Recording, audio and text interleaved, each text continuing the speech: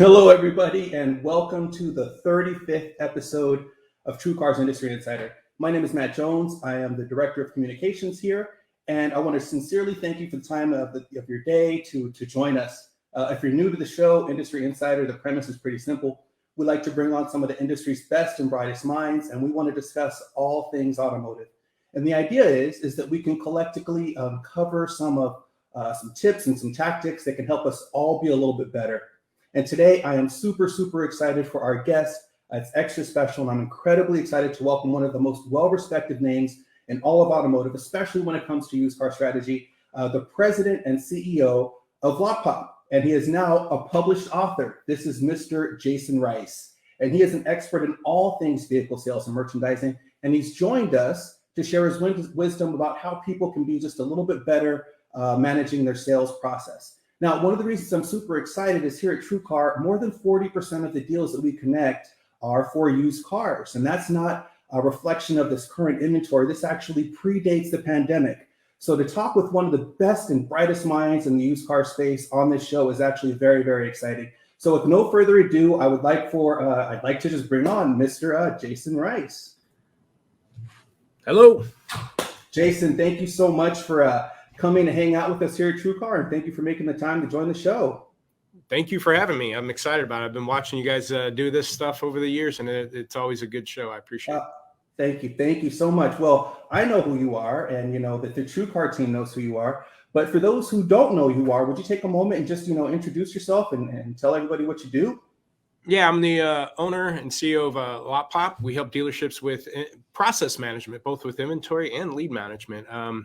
Little background, I started my car career in 97. And by 6 months into that career, I was actually selling cars off the internet. So early 90s and 2000s, faxing invoices and handling leads and selling cars. And, over the 8+ years on the retail end, internet director of a large dealer group, GSM, small independent lots, and F&I did a lot of positions, but mostly cut my teeth selling cars off the internet and managing internet departments. And then in 2005, I left the retail world for a company called Empower Auto.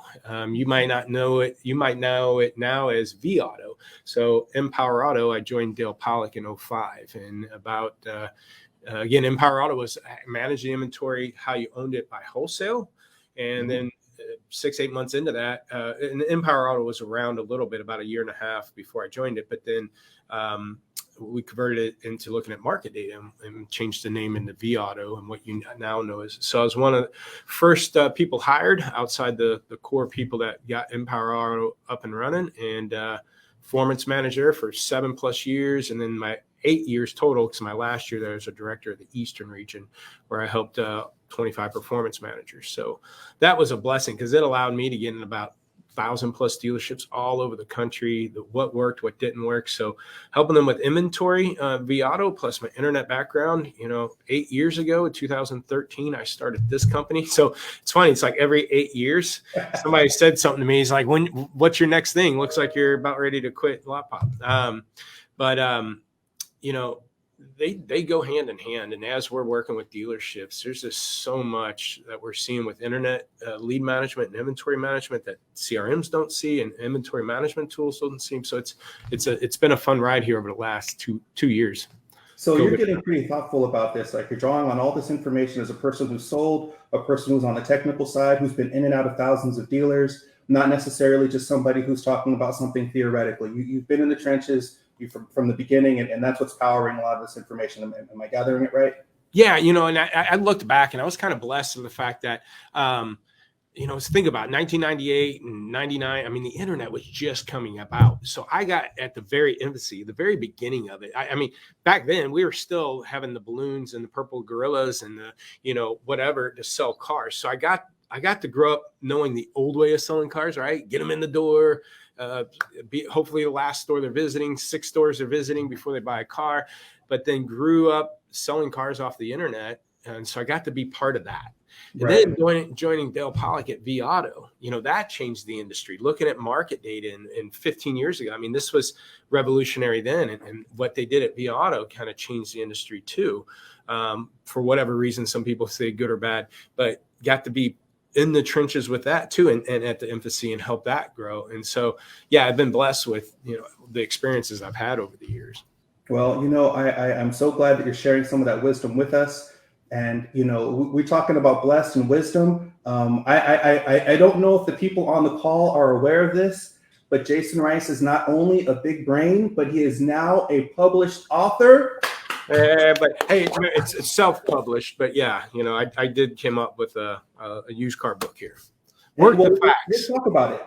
Okay, what do you got? Let's talk about it. So what is it called?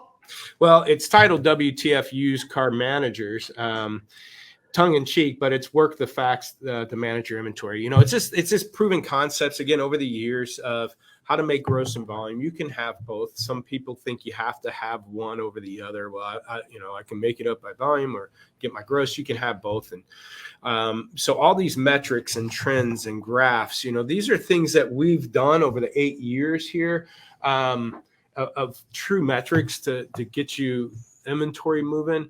What we call first 30.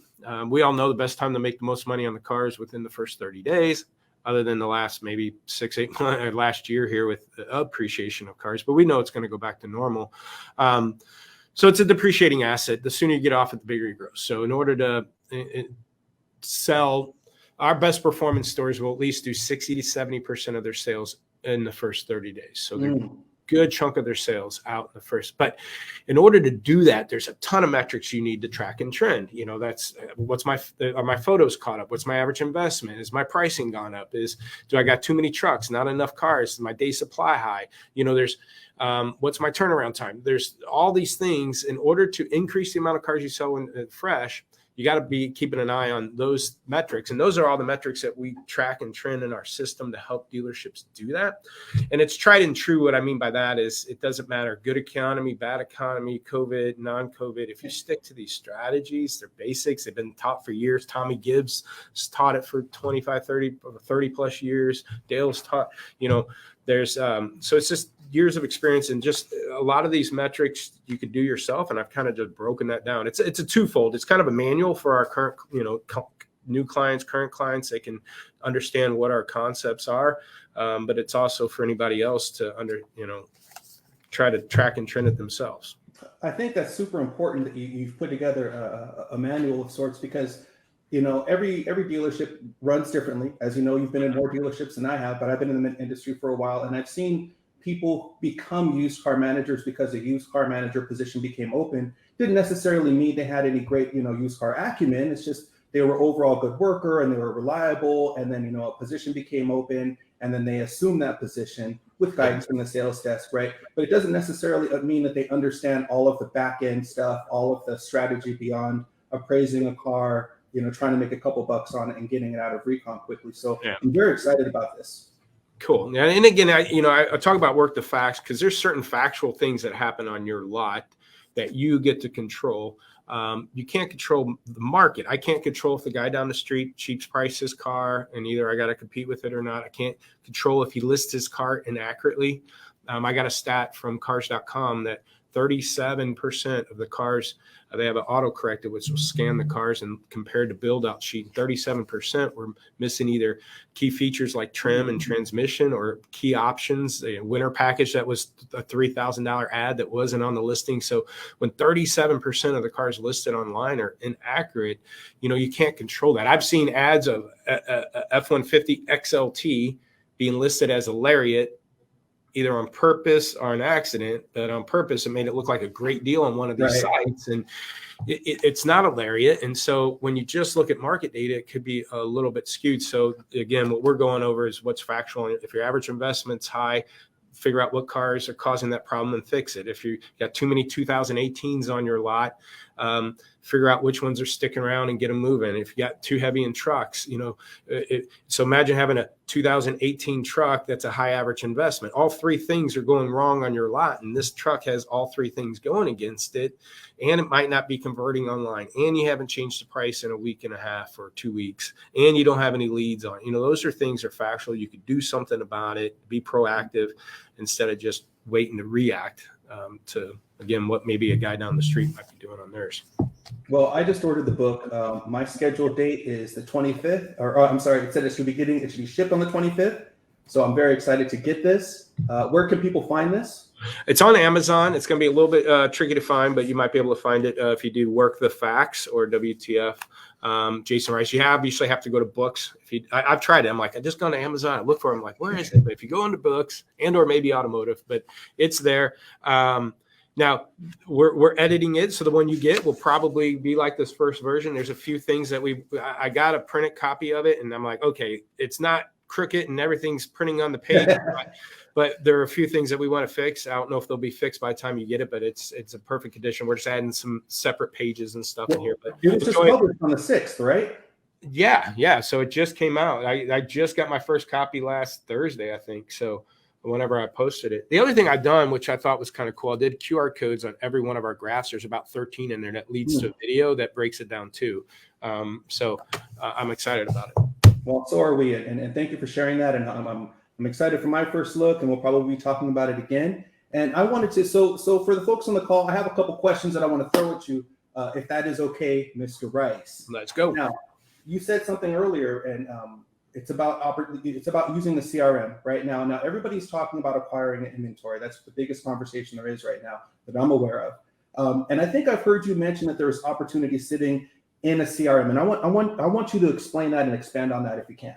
Okay, so this was one of my aha moments in my career. I have about 3 or 4 that I went, holy cow, this is kind of big news here. So we're combining, CRMs really don't talk cars too much in there. And I'll explain that in a minute. And then inventory management tools don't talk leads a whole lot, but yet we're there every day selling cars and meeting and greeting customers physically. So we're combining the two in what we call a lot walk tool, where we could see your leads and your inventory. And so we start combining this stuff. So let's say, for example, I took 10 random dealers of ours, anywhere from 50 cars on a lot, 150 cars on a lot, didn't matter what CRM. And I took the last 60 days of leads and I pulled it compared to their inventory and cars in stock versus out of stock. So these are active leads, meaning they're not lost, they're not bad, they're not sold. These are still in our system that we're supposed to be calling and emailing every day, and automated emails are going out, text. Of those dealers, on average, 62% of their current active leads were on cars already sold. Okay. So to kind of, that's a lot. That'd be like 10 people walking into your showroom right now, and 6 of them, you got to tell them that car's sold. And you only got 4 people left to actually sell them a car today. Well, if that was happening on their showroom floor, you would take those 6 customers, slow them down, and try to figure out if they're open to other makes and models, other colors, options, and features. Let me go see if I got something else. And we would try to switch them. And usually we do a pretty good job at that. Well, here we are with, let's say you have 100 leads. Well, if 62 of them are on cars already sold, that only leaves 38 to sell a car to today. If you take an industry average of, let's say, a 10% closing percentage, well, if you're only going to close 10% of those 38, that's 4 deals. Your CRM is going to say, you got 100 leads, only sold 4. You got a 4% closing percentage, you suck. Or go cancel this provider or that provider because they have a low closing percentage. In reality, probably had nothing to do with the provider when it came to cars being sold. So going back to your question is, what are we doing with these 62 customers? Are we actually calling and emailing them? And then do we have an automated email going out asking them if they're still interested in that 2018 F-150, and the customer's not replying because they know 3 days ago they went back to your site and the car's sold, so they're not calling you back, and you keep bugging them about a car that's no longer there, or you're not even doing the call in the first place because the internet manager's busy with low-hanging fruit, right? They're going to work the leads that are calling and emailing that they got in stock.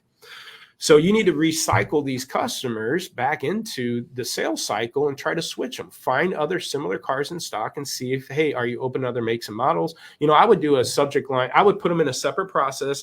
Email go out. Subject line would say something like the 2018 F-150 sold. Now what? And then in that email, hey, as you know, we advertise our cars competitively. They tend to get a lot of activity and sell pretty quick. yours is no longer available, but are you open to other makes and models similar? And then maybe shoot them 2 or 3 that might match. Call an email about trying to switch them. Be open and honest about it, because they probably already know the car's gone and sold. And try to switch them and recycle these leads back into, because the other metric that we found was almost half, it was 47% of these active leads on cars still in stock. Half of them are on only 10% of the inventory. So again, if you have 100 cars, 10 cars are getting half your leads. So the other 90 have to split these other half. Oh, goodness gracious. So these other 90 cars that don't have as many leads, can we take these customers that are on sold cars and try to put them on these other cars not getting leads, right?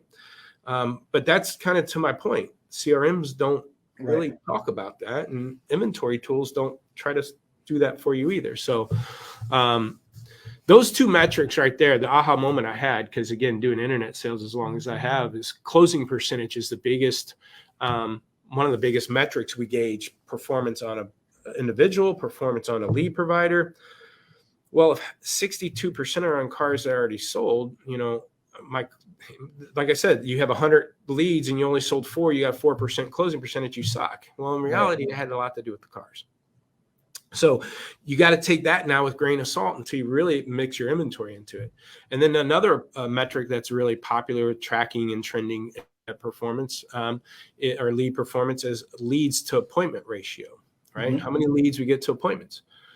Well, if half of your leads are on 10% of your cars, when one car has 15 leads, you can't set 15 appointments and sell 15 people. You're going to set 1 appointment, maybe 2, but the second, the first one shows up and buys it. The second one's not showing up because the car's sold, right? So the leads to appointment ratio metric, when you weigh in cars, don't make a whole lot of sense either, So we're scraping back all this data, trying to figure out what are the really key metrics that you're going to need to track.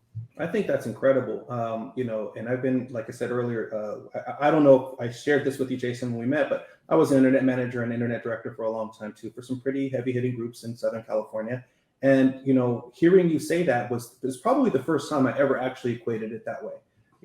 What role is inventory playing on our closing rate, and so I kind of would like to go back in time. I would have been a little bit nicer to some of the people who were on staff with me and myself, by looking at it from that lens. I think I've also heard you say something about using, your CRM or people in your CRM to maybe acquire used vehicles because of the preponderance of people who've got trades. And does that sound like a familiar conversation? Well, one of the things I brought up, and we're going to start tracking this metric too. When somebody submits a lead, Auto Trader, TrueCar, Cars.com, wherever, more times than not, they're just asked for their name, email address, maybe their phone number. That's it, right?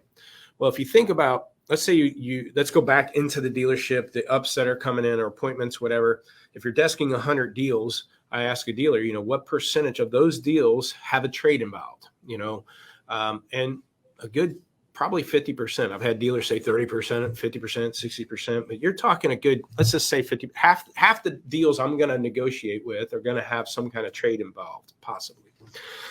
So then if you actually go look at, let's say the 100 leads that you have, how many of those leads actually have trade-in information? And, that's, as hard as it is to acquire cars nowadays, wouldn't it be better to kind of hit your database up and know that, I've got 10 leads that are trying to trade in F-150s and I need more trucks. Let me call them about their trade and not, hey, folks, don't worry about the car that we have. Yeah, I want to sell it to you, but I'm really calling you about your F-150 trade-in. Are you, and maybe get them an appraisal. I know I never, and here we're going through, because we help dealerships with internet lead process management. I was going through some of those leads. I seen a lead that they're actually communicating fairly well with, text messages and stuff. And I've seen a text message go to the customer saying, hey, look forward to seeing you at the appointment. Don't forget to call and get your payoff on your trade-in. Well, then I went and looked at the actual lead and there's no trade-in data. And I'm like, well, I'm assuming right now 90% of our leads in our CRM don't have trades involved, even though half of them in the data, even though half of them should at least. So I would create, again, a separate process or within our email communications, within our voicemails, within our texts, trying to get that trade-in data and get it in there. Because even if you get somebody to submit a trade-in form, a lot of CRMs, that comes in as a duplicate lead. I got the lead on the truck they want to buy, Right. got a trade-in form. Well, that duplicate lead will show up with the original lead, but it doesn't take that trade-in data and enter it into the trade-in fields.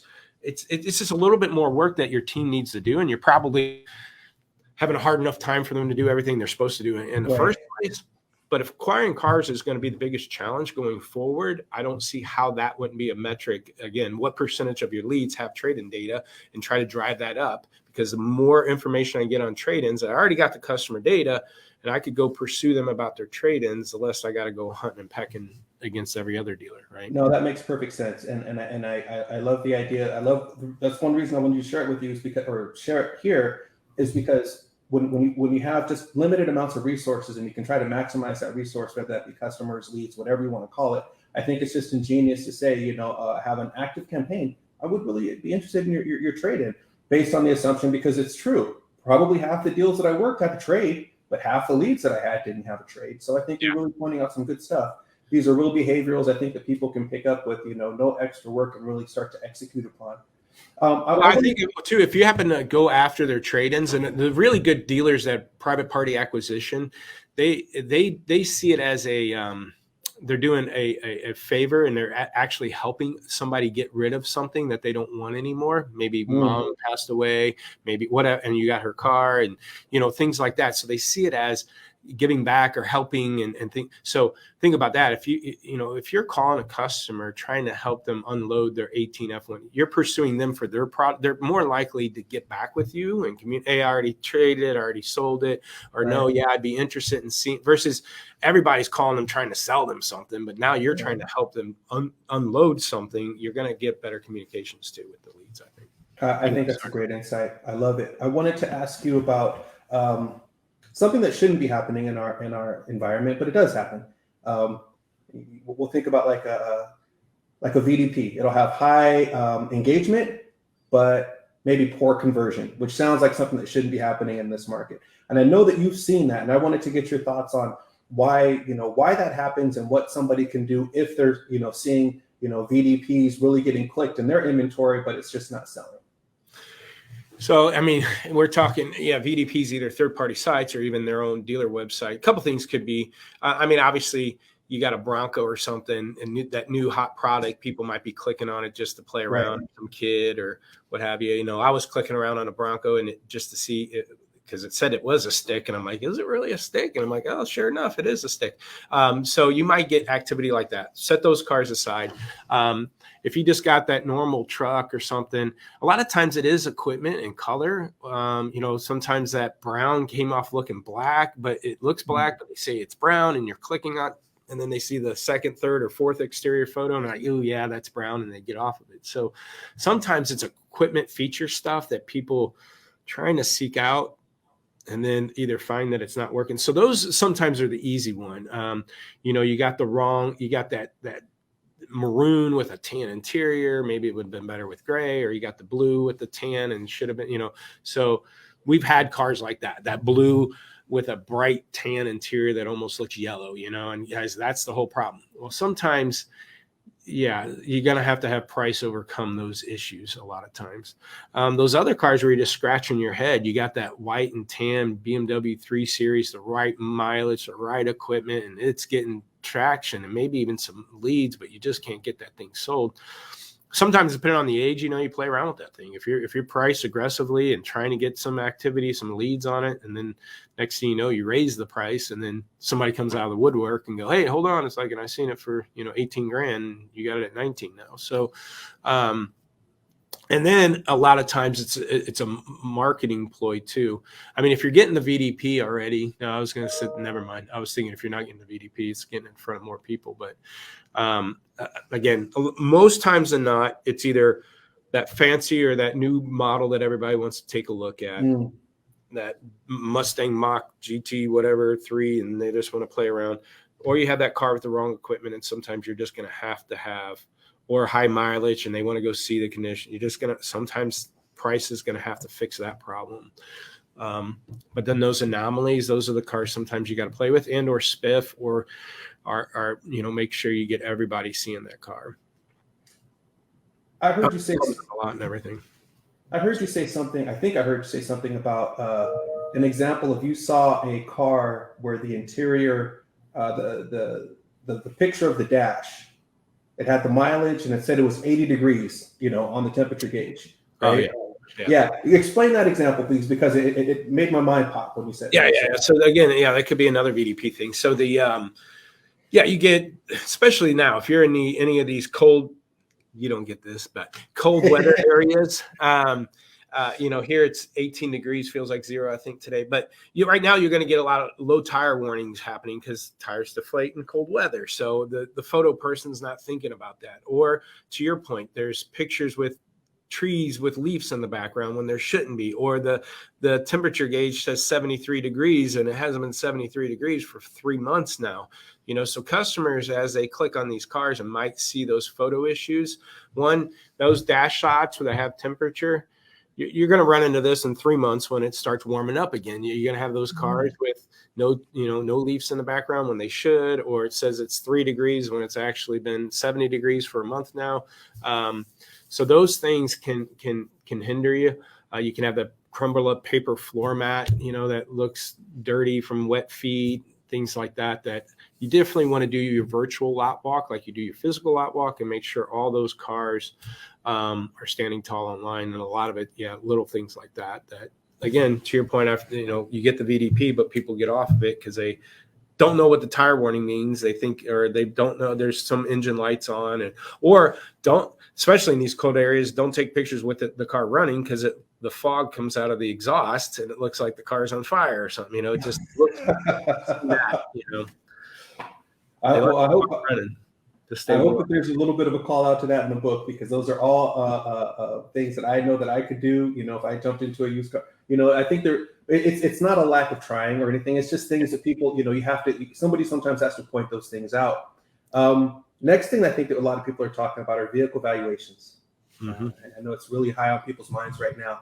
Now, what's your opinion of valuations now, and what do you think is going to happen in the next couple weeks and months? I think wholesale stays high just because of the availability of new rental car companies need them still. That I think retail stays high. Now, what I mean by that, the dollar amounts, but I'm concerned about consumers being there to pay for it. We see all these. I really keep an eye on the economy stuff. 40-year high inflation. Unemployment starting to tick up. Repos are starting to happen. The Dow and the stock market just went down yesterday. I don't know where it is today. Those things are going to, IRS is already behind last year's filings. There's millions of filings they still got to get from last year that they got to do this year. And then this year, they're starting out the gate behind. So tax season money isn't going to be flowing in a short spurt like it used to. It's going to be dragged out over the years. So I think the wholesale is going to number wise stay high. That drives dealers to keep them high. But if all these economy arrows keep going in the same direction and keep going the wrong way, I think the customers will slow down and it becomes obviously a need economy instead of a want economy. All the stimulation money is going away. One of the things that I've been told when it comes to economy is keep an eye on the RV market because that's slush fund money. People don't buy an RV unless they got a little extra funds, and so the RV market was hot. They're running out, but I have a camper myself, and I just seen a post the other day. It's like, man, why have all these people dumping their trailers now? I think some of it's stimulus money. People that went away, so that fun, and a lot of people bought it, and they knew the stimulus money would go away. But if they liked it enough, maybe they'll find a way to pay for it. Or a lot of the products were built pretty bad because of COVID shortage. Anyways, the RV market seems to be slowing down a little bit right now, on top of everything else that's happening. So I think the values stay high. I do think they dropped. They did drop the last week of December, first week of January, second. They've been going down a little bit. You're talking like 0.01, 0.02, but they're finally crept up.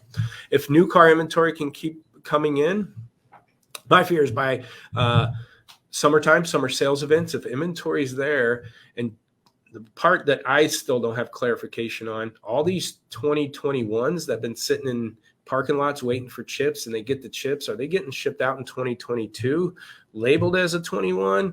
And if they are they going to be incentivized to sell them so they can get off of them? Or are they going to, because once dealers say, hey, I got 20 cars coming in, but 15 are already sold, I got 5. Once that stops, when 20 are coming in, 25 more coming in, only 5 of them are being sold, the rest are starting to sit, that's when incentives start hitting, and then that's where new cars start coming, or used car values start going down. So whenever that happens, but again, I think that slows down the volume of buyers, because that extra $300, $400, $500 they're going to use to upgrade their car is being spent on gas and groceries and everything else right now.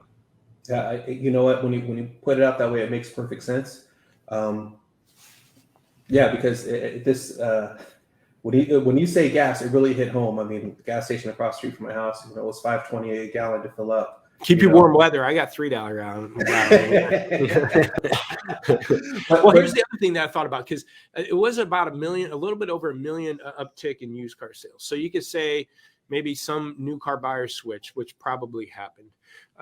But the other thing I thought about, and I can't prove this, was I think a lot of people got rid of their car during COVID shutdowns because they're both maybe working from home and they can get away with one car. But now things are opening back up. Somebody's office is back opened up. They want them there half the time. They're starting to get back out and travel or go, and maybe maybe this uptick in used car sales also was people replacing the cars they got rid of, because as things are opening back up. And I'm like, okay, if that's the case, those buyers aren't going to be here next year. They bought this year, right? They're already bought, so they're not going to be here next year to do that. So that could be causing that too. But yeah, keep your $5 gallon gas.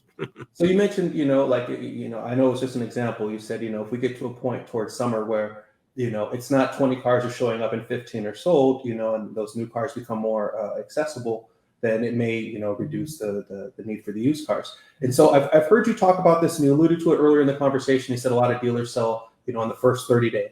But I've also heard you really talk about managing the middle bucket. And I think that that's really important. And if you would you be so kind as to explain what the middle bucket is and why managing is going to be important, especially if we're thinking, if there's a potential that valuations are going to change in the, somewhat nearish term. Okay. So, what I mean by buckets, dealers will clump their inventory in like 15-day buckets. How many cars do I have? 0 to 15, 16 to 30, 31. Okay. And then I talked about first 30. So 0 to 30-day-old cars. In order to sell 60 to 70%, you have to have 60 to 70% 0 to 30. So you can't have a bunch of age cars or a bleed through. Bleed through, I mean, going from one age bucket to the next, and they're starting to bleed through, causing an aging problem. So if we're already managing or trying to accomplish the first 30, well, then the middle bucket would be 31 to 60. 60 plus to me would be age. So the middle bucket is 31 to 60. Now, what we found was carry to sale ratios. If you're carrying, let's say, 25% of your inventory is 31 to 60 days old, you want at least to be selling 5% or more than what's sitting there. So if I have 25% sitting there, I'll look at what we do is we'll take the last 2 weeks of sales and see what percentage of my sales or my dollars are going out 31 to 60. So if I have 25% sitting there, I want at least 30% of my sales going out of there. You need this 5% pad because cars are going to come and go this bucket. And that 5% pad helps eliminate a bleed through. So if you're carrying 25, selling 30, you're pretty much not going to bleed through those cars. You're selling more than what's sitting there. So when it comes to middle managed bucket, if you don't management, it's almost as more important than the first 30 because it's the hard decision time. If you don't have any age, less than 10% age, less than 10% over. If you have less than 10% over 60 days old, try to maintain that middle bucket at 25% or less.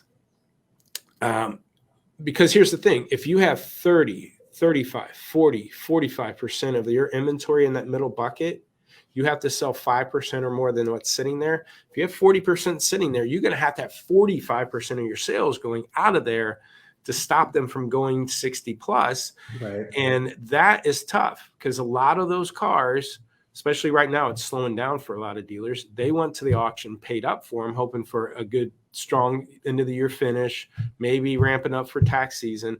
They're paid top money for a car. Now it's 35, 40 days old.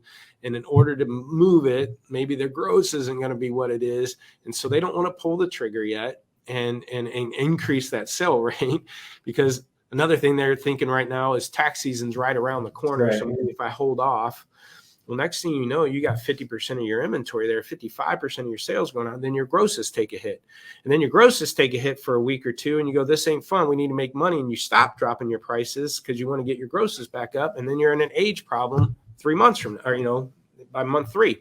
So middle bucket management is huge. I would tell you, if you do have an age problem, if you have more than 10% over 60, you want that middle bucket not at 25%. You're going to want it less than 20%. You want to squeeze off anything bleeding through that 60 plus. Don't worry about your age right now. Work on the 50, 45, 50 day old stuff so it don't add to the age. Right. Get that middle bucket below 20%. Sell 5% more than what's sitting there. That's what happens with a lot of dealers that sign up with us. We don't focus on age as much as trying to stop that bleed through. Because if they have 20 cars that are aged, it might take me a month to get that middle bucket down to 20%, stop the bleed through. Then we have 20 cars sitting there. So we're already month and a half in, and we finally stop the bleed through. Now we have 20 cars aged, no more being added to it. Then the dealer has to decide, do they want to rip the Band-Aid off this month and get all 20 out of their inventory, pace it out for another 2 months, do 10 this month, 10 next month. So you're already 1 month in of tighten ship. Then you spend another 2 months, or how fast they want to go off the age, to clean up that inventory. So again, middle bucket, and it's really important right now. I'm seeing a lot of dealers middle bucket building up because they don't want to pull the trigger right now. They've had so much fun and made so much gross. Those are the hard decisions. And if tax season isn't what they're hoping it to be, they could be stuck come March and April in some situation. Which sales manager wants to be the one who's the low grossing sales manager on used cars when everybody else is? I mean, it's just common. I mean, it's just who we are. It's easy to see that. It's easy to see that. Well, what I usually do, Jasen, I usually tell people that the show is going to be about 30 minutes, but I had a feeling that we would have a conversation that would exceed that. And we're at 38, so I want to be respectful of your time. I can't monopolize your time, even though I want to. I was hoping we could talk about hopefully a potential Chiefs and Rams Super Bowl. I would love to see that. I hope that your team advances. Congratulations, my team advanced. Hope we can make it both to the big game. But before we wrap, I wanted to ask, I think this is something, first off, when I met you at Used Car Week, I watched you give a presentation at Used Car Week, and you said something that just really blew my mind, because I wasn't expecting Jasen Rice, Mr. Used Cars, to say what you did. And we were talking about how do we ensure that we can keep people available to us 3 years from now, and get their trade-ins and get them back into the environment. And I think I heard you say something, and I'd really like for you to touch on this, because it's really important for people like yourself and myself who've been in the automotive industry for 20 years, 50 years, 100 years. If we see this as a career, we need these people coming back to us. We need the ability to sell them again. So what's your take? What is one of the things you think people can do to make on the dealer side to make sure that we still have customers in the future? You're referring to leasing, right? 100%. Used car leasing is really taking off, and that's being popular. And I do think I was concerned. I went back and looked, and it was about 7 months ago. I posted a video about what are these big gross deals going to cost dealers 2-3 years down the road, if the valuations start dropping off, these customers could be 5-10 grand buried in their used car.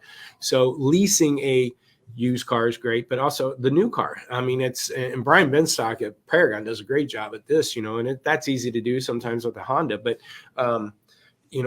if I can lease 20, 30, 40 cars this month, I know 3 years from now, those customers have to turn that lease in. Hopefully they're still in my market and they're coming back to me. And I got first crack at those lease opportunities to then put them in another car, acquire their lease, or call them 6 months prior to the lease ending and flip them into a new one for the new lease with a less payment. And again, try to trade out and acquire.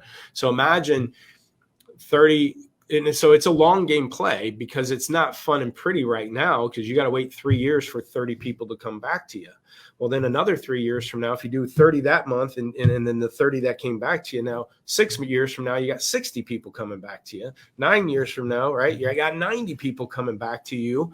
And so it's a long-term play, but yeah, I mean, and leases, if you do a good, service walk, or you got people coming back in for service, and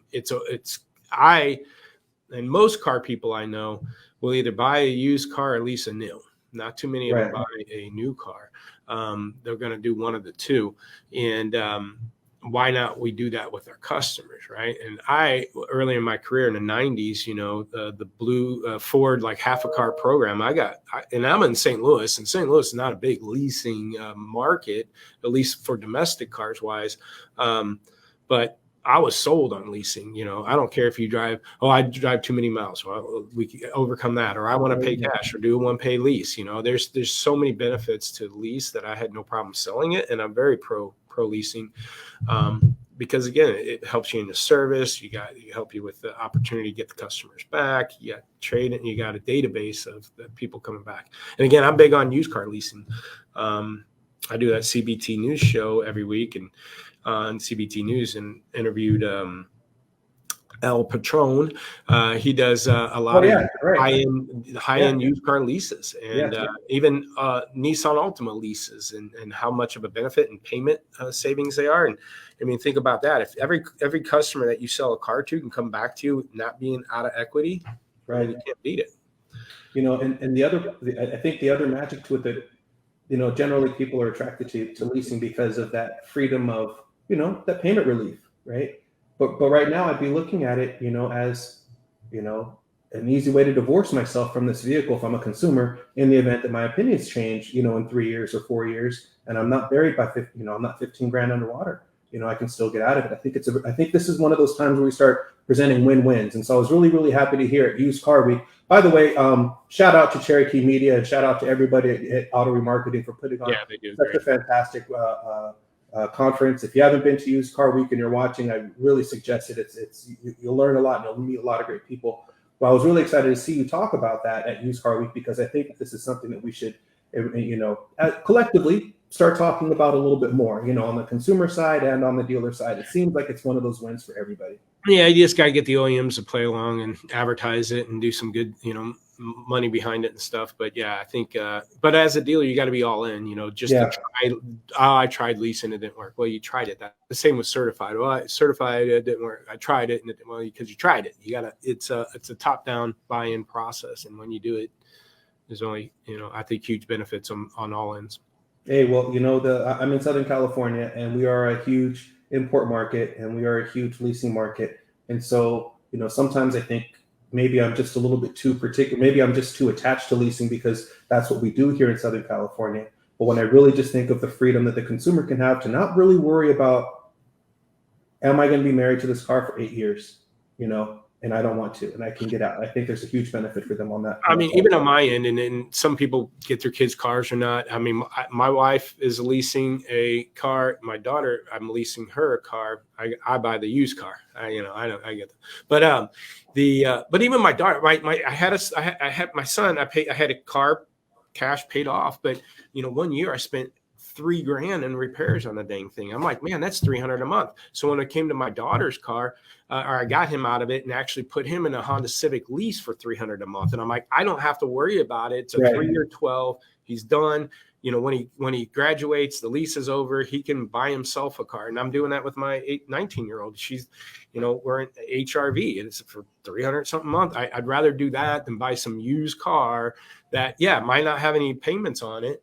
Well, a nice used car is going to cost you $300 a month, or if you even paid cash for a car with them, all the maintenance money I'm spending on it, I'd rather just lease it. She's safe. I'm safe. Newest technology as far as handheld stuff. She's not playing with her phone as much. And so, no, it's a win-win, like I said. And now I know when she graduates, the lease is up and she can go buy her own car, Yeah. Or that car if she's still in love with it. Right. It's such a win. So, I heard something about the Lotpop 20 group.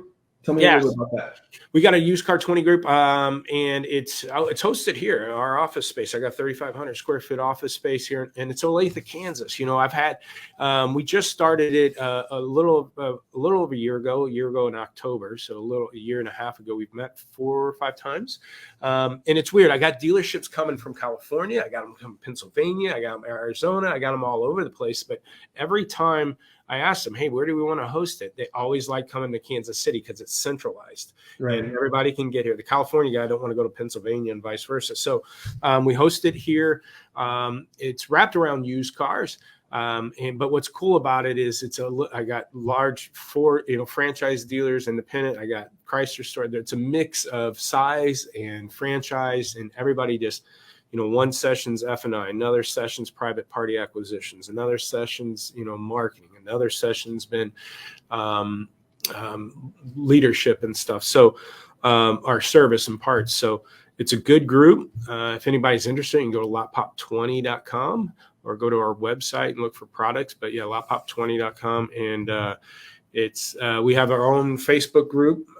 They have access to meet monthly meetings with myself. And again, a great group of guys and gals that come in for the dealerships. That's awesome. That is, I'm sad I wasn't aware of it, but I'm not a dealer, so my heart's not too broken anymore. I didn't think I was missing out too much. Would it be okay if we shared your email address so people could reach out to you if they had more questions or wanted to follow up? Yes, please. Do I share it or be on the screen here? There we go. And so, also, what about LinkedIn? Do you do the LinkedIn thing? Yep, LinkedIn, Facebook, but Jasen with an E-N, J-S-E-N. Yeah, all over there. And about once a week, every other week, once a week I have the CBT news, but I also do just kind of a tip every week on my Facebook. It goes live, Facebook, LinkedIn, but also YouTube. So if you go to Lotpop Inc. on YouTube, there's probably close to over 300 videos over the last 4 or 5 years of just inventory management tip, dealer tips, internet process. So I put a lot of content out there, and it's available on podcasts too. And it's Jasen with an E-N. Yes. People will get caught. Jasen, so Mr. Rice, thank you so much for spending this time with us this afternoon. Is there anything that we forgot? Is there anything that we missed? Is there a tip that you want to throw out there for the people who are watching now or on the replay? No, again, I think, watch your inventory, the first 30, middle bucket management, like you said, stay lean and clean, because worst case scenario, you might miss a bubble. I don't know if that bubble for inventory happens again like it did last year, where this big boom of demand came and dealers were flying. And, I don't know if that happens again. So that was that one bubble. If dealers dump their inventory due to COVID shutdown and then miss that opportunity, yeah, a lot of guys are kicking themselves. I don't know if that happens again for a while. So your best bet is always keep your inventory lean and clean. Carry what you sell what you carry. If you're on pace to sell 100, stock that. If you start getting on pace to sell 120, start stocking that. If you're on pace of 150, start stocking that. But if it drops down to 70, start stocking that, and instead of, carrying 150 and only selling 70. So just and be prepared this year, because, again, there's so many. I mean, as we know with COVID the last 2 years, I mean, you get a curveball tomorrow. Right. Throws your life into a loop. So if you just stay lean and clean, you might miss a bubble, but that's fine. I'd rather miss it than be caught in it when it pops, right? So I'll just stay lean and clean and be disciplined. You are the man. You are the man. I really appreciate it. Sincerely, you taking the time. This is one of the people I've been desperate to have on the show, and thank you for this. I look forward to seeing you at some more industry conferences, and hopefully we get a chance to talk a little bit more about your book. I love the title. I love the content within it, and everything that you're bringing to automotive. So a sincere thank you from a true fan in automotive. And I thank you for ordering it, and thank you for inviting me here. And I look forward to the friendship from here on, man.